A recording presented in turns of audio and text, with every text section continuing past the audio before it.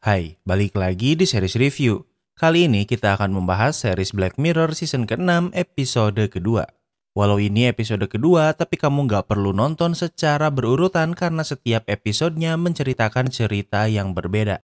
Sebagai gambaran, di episode ini menjelaskan sepasang kekasih yang sedang akan membuat film dokumenter. Namun saat mengunjungi sebuah desa kecil, mereka menemukan kalau pernah terjadi pembunuhan sadis di desa ini. Mereka memutuskan untuk menjadikan kasus ini sebagai film dokumenter mereka. Apa yang sebenarnya terjadi? Tanpa berlama-lama, mari kita bahas. Di awal episode ini kita akan berada di Skotlandia. Kita akan melihat pasangan bernama Davis dan kekasihnya Pia. Saat ini mereka sedang di perjalanan untuk membuat film dokumenter. Karena dekat, mereka berencana ke rumah Davis dulu untuk menemui ibunya dan mengenalkan Pia. Ini hanyalah desa kecil sehingga tak banyak orang di sini. Ibu Davis bernama Janet dan ia tinggal sendiri karena ayah Davis sudah meninggal. Davis mengenalkan Pia dan Janet terlihat terkejut. Karena desa ini kecil, Janet jarang melihat orang kulit hitam. Namun walau begitu, Janet masih menyambut Pia dengan baik.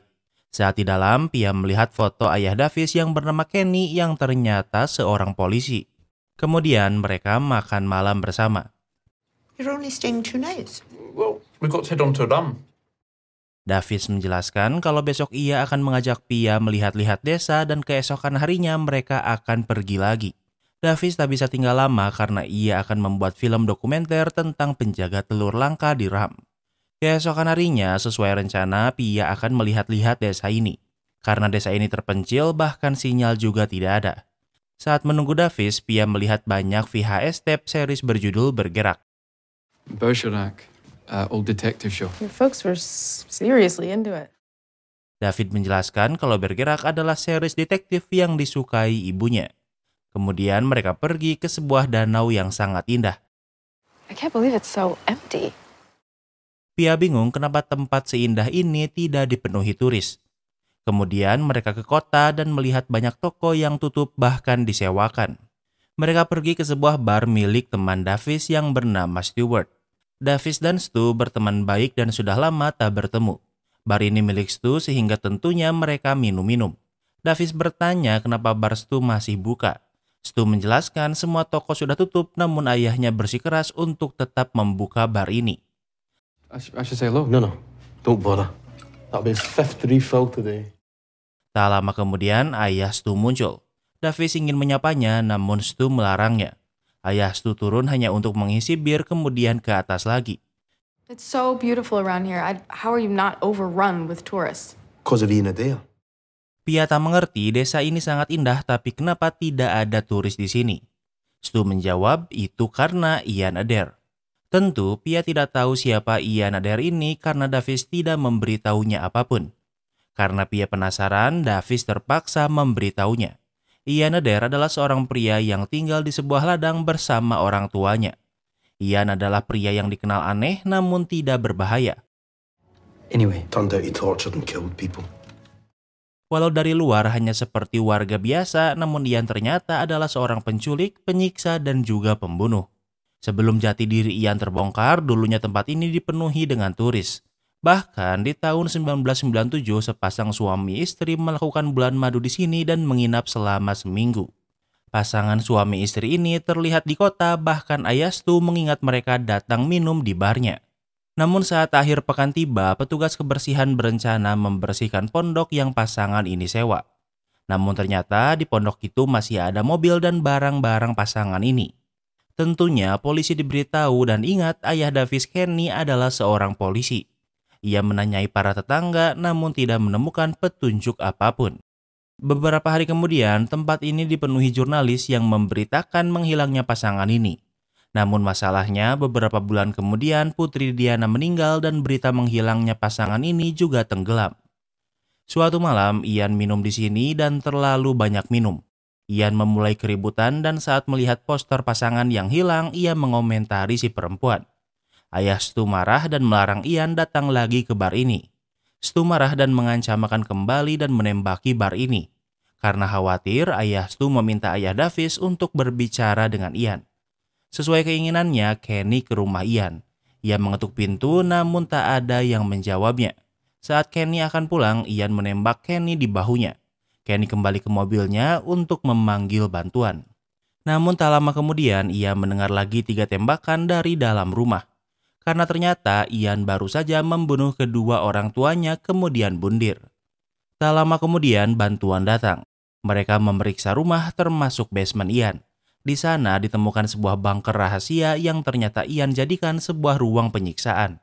Setelah melakukan pemeriksaan, korban Ian setidaknya 8 orang termasuk pasangan yang sedang honeymoon. Setelah informasi ini menyebar, desa ini memiliki citra buruk dan perlahan ditinggalkan sebagai destinasi wisata. Ayah Davis ditembak di bahunya dan diopname selama 2 minggu di rumah sakit. Namun saat dirawat, ia terinfeksi bakteri kemudian perlahan meninggal. Pia penasaran sehingga ia meminta Davis untuk mengantarnya ke rumah Ian. Rumah ini terbengkalai dan juga disegel. Pia pikir kalau cerita tentang Ian ini justru yang harus mereka buat menjadi film dokumenter. Davis pikir kalau cerita ini tidak menarik karena pelakunya sudah ditemukan. Pia menjawab ini bukan tentang mencari tahu siapa pelakunya, melainkan mencari tahu kenapa Ian melakukannya. Pia sangat yakin kalau cerita ini menarik dan Davis bisa membuatnya menjadi film dokumenter yang baik. Masalahnya, Davis memiliki hubungan personal dengan kasus ini karena ayahnya meninggal karena Ian. If you don't want to make it, I will.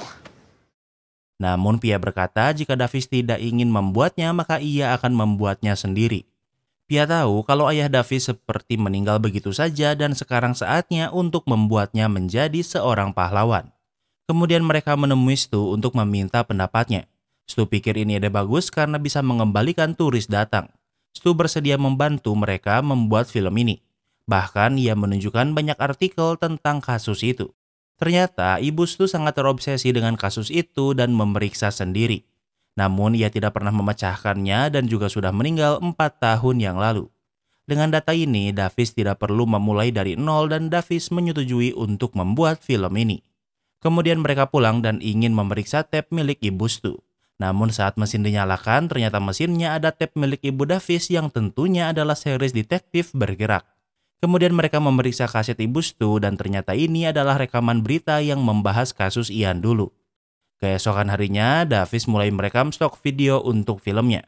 Tentunya yang sekarang mereka lakukan adalah riset dan juga editing yang lumayan lama. Stu akan menjadi salah satu narasumber yang akan diwawancarai. Di saat yang sama, ayah Stu terjatuh di tangga. For what? You want a fucking award? A pat on the back? Dia ini orangnya memang grumpy, namun anehnya ia marah karena Davis membahas lagi kasus Ian padahal itu hanyalah masa lalu. Saat di rumah, Janet melihat gambar Stu yang sedang Davis edit sehingga bertanya apa yang Davis kerjakan.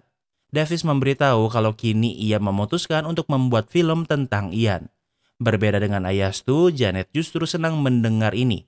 Ia ingin Davis memberitahu semua orang kalau Kenny meninggal gara-gara Ian. Janet sangat membenci Ian, bahkan berkata jika Ian masih hidup maka ia yang akan membunuhnya. Karena Janet tertarik, ia bersedia untuk menjadi narasumber untuk diwawancarai. Kemudian mereka menemui publisher untuk mencari dana. Tentunya mereka ditanya apa daya tarik dari film ini. Davis memberitahu kalau ayahnya adalah salah satu korban Ian. Hal ini lumayan menarik namun publisher masih butuh materi tambahan. Pia bertanya bagaimana jika rumah dan bunker Ian. Walau mereka tidak memiliki izin, namun Davis, Pia, dan Stu akan memasuki rumah Ian. Karena video rekaman lamanya menggunakan kamera jadul, agar konsisten Davis juga akan menggunakan kamera jadul. Tentunya tujuan utama mereka adalah basement di mana semua kejadian terjadi. Tempat ini sudah kosong apalagi sudah lama tak diisi. Stu menyiramkan jus lemon karena bisa menunjukkan jejak seperti air kencing, darah, dan sperma. Kemudian semua lampu dimatikan dan lampu UV dinyalakan. Mereka terkejut dengan ditemukannya banyak bekas darah di tempat ini bahkan tanpa harus menggunakan jus lemon. Setelah mengambil video, mereka pulang dan tentunya tidak bisa berhenti membahas basement itu. Agar mereka tidak ketakutan, mereka membahas hal yang menyenangkan namun Davis tidak fokus sehingga menabrak sebuah traktor. Hanya Davis yang terluka parah sehingga harus dirawat di rumah sakit. Orang yang ditabrak Davis adalah ayah Stu, namun kondisinya baik-baik saja walau masih harus dirawat. Karena Pia dan Stu baik-baik saja, mereka akan pulang. Kini Pia hanya berdua dengan Janet. Janet memasak karena tentunya Pia kelaparan. Sambil menunggu, Pia memeriksa rekaman yang baru ia buat di basement. Ia menggunakan tape bergerak Janet dan menimpanya untuk film ini. Sementara itu di rumah sakit, ayah Stu menemui Davis dan membuatnya khawatir. Ayah Stu meminta Davis untuk berhenti membuat film Ian. Ia menjelaskan ia tidak memiliki bukti, namun ia tahu sesuatu yang Davis tidak tahu. Kembali ke tempat Via. Setelah rekamannya habis, dilanjutkan kembali dengan series detektif favorit Janet. Via mengabaikannya, namun di ujung film ternyata ditimpa lagi dengan video rekaman yang menunjukkan Ian. Yang memegang kamera adalah Kenny, ayah Davis. Davis meminta Ian memegang kamera dan kini kita bisa melihat Kenny sedang di basement bersama pasangan suami istri yang menghilang.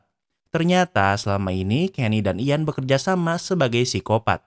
Tentu Pia terkejut, namun masalahnya tak hanya sampai di sana karena ternyata Janet juga bagian dari grup psikopat ini. Tentu kini Pia merasa terancam karena ia berduaan dengan Janet. Shepherd's pie. It's ready. Di saat yang sama, Janet memanggil Pia karena makanan sudah siap. Pia makan karena takut Janet curiga. Namun saat makan, ia melihat topeng yang Janet pakai saat menyiksa ternyata ia pajang di ruang tengah. Pia semakin takut sehingga ia izin ke toilet. Ia ingin menghubungi Davis, namun masalahnya tidak ada sinyal. Saat keluar WC, Janet menemuinya dan bingung ada apa dengan Pia. Pia menjawab kalau ia ingin keluar untuk mencari udara segar. Karena curiga, Janet ke lantai atas dan melihat kalau Pia baru menonton video bergerak miliknya. Artinya, bergerak ini hanyalah cover untuk menutupi rekaman penyiksaan yang ia buat. Dan dilihat dari jumlahnya, sepertinya korban Ian, Janet, dan Kenny lumayan banyak. Di tempat lain, Via masih mencari sinyal untuk menelepon Davis. Namun Janet yang menyadarinya mengejarnya, namun Pia tidak ingin ikut.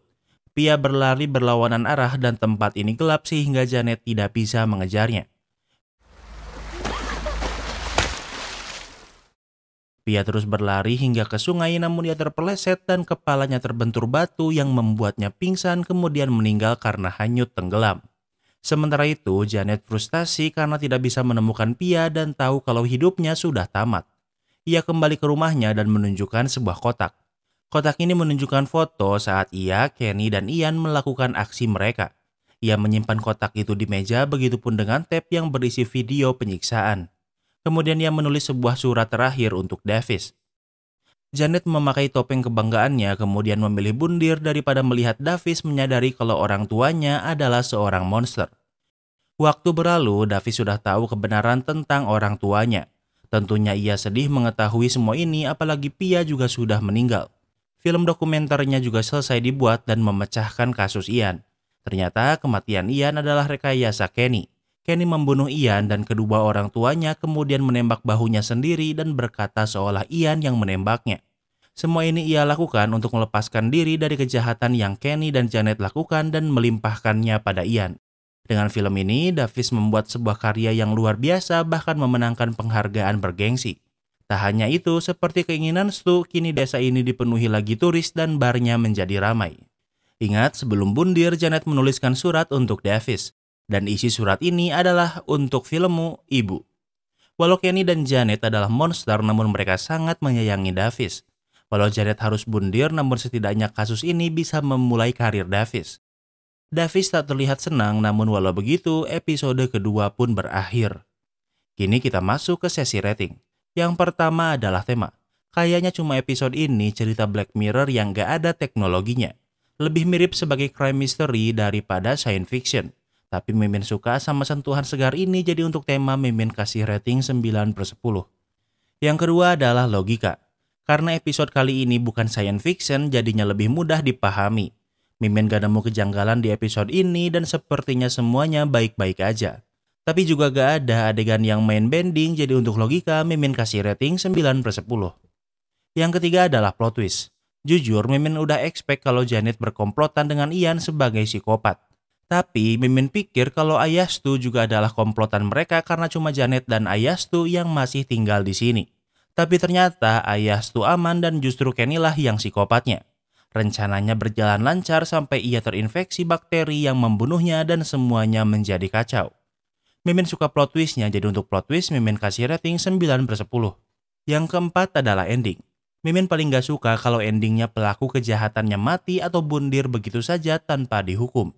Penjahatnya adalah Kenny, Janet, dan Ian dan mereka semua mati sebelum dihukum dan menurut Mimin ini anti klimaks.